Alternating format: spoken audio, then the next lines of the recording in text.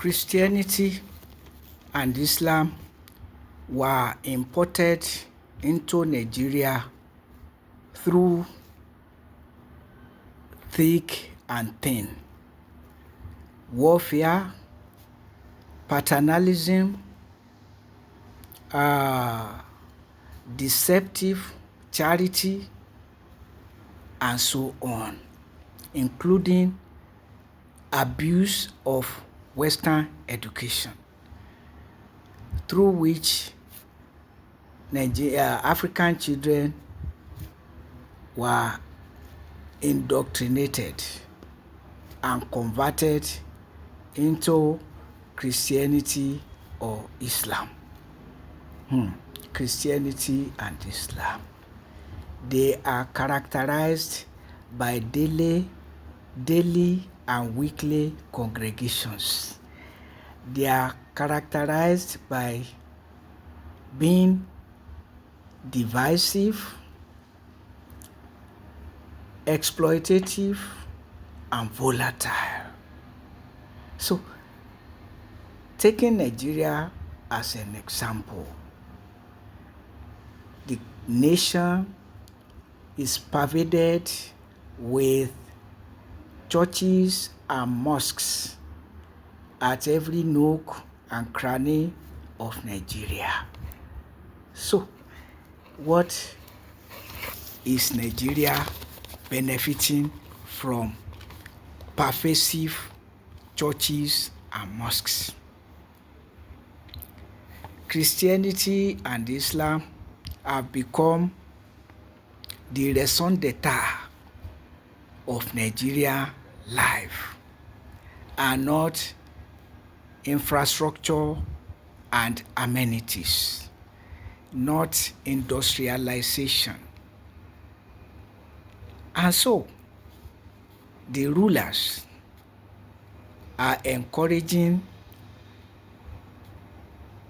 the pervasive spread of Islam and Christianity, as the clerics help to raise the faiths of Nigerians in Christian and Islamic, in Christian or Islamic doctrine.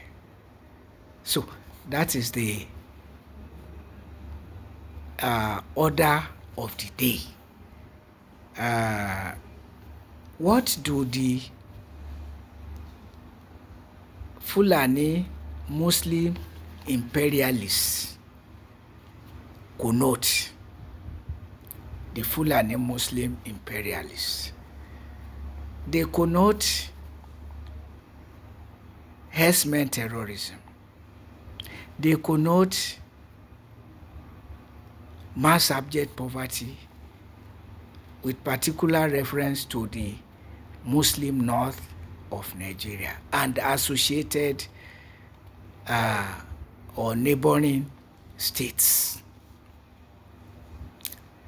What do the near innumerable Christian and Islamic clerics represent, other than human and societal exploitation? What do they represent? These are not contestable issues, because Christianity and Islam are about two things basically: power and money. We have to understand power as control, as a control mechanism. And so when you gather people on daily and weekly basis, and they are following your bidding, your indoctrination, your dogmas, you are controlling them. And Christianity and Islam are designed in such a way that converts are even named.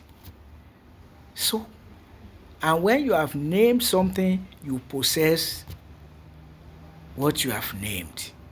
And that is why God is said to have told Adam and Eve to name his creatures.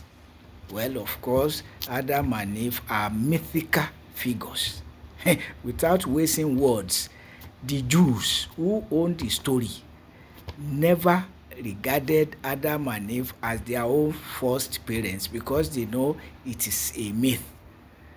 It's Christians and Muslims who borrowed the story of Adam and Eve from the Jews who regard them as through human beings.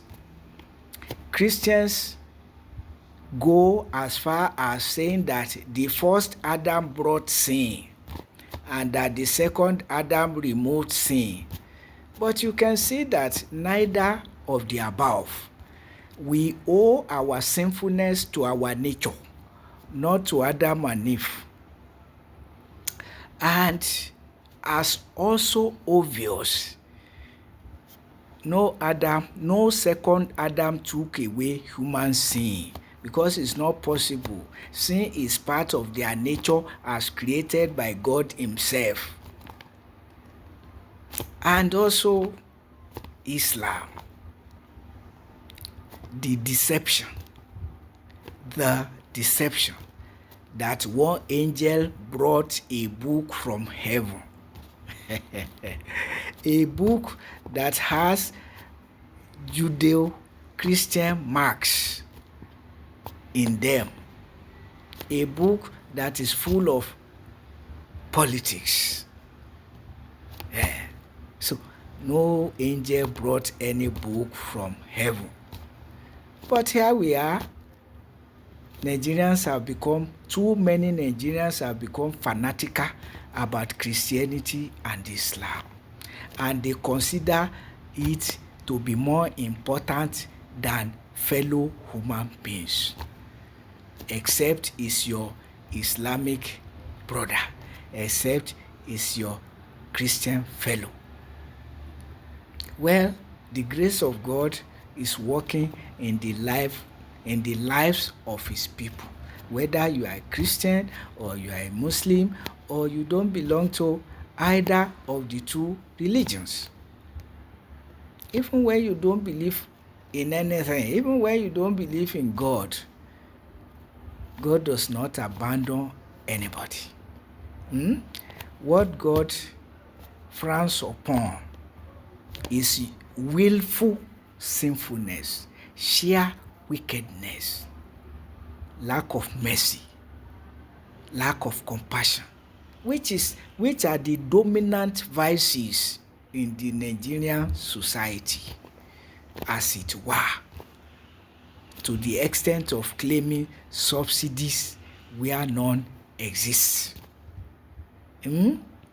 And removing subsidies from basic necessities of life to be subsidizing pilgrimages because too many Nigerians are drunk with Christianity and Islam.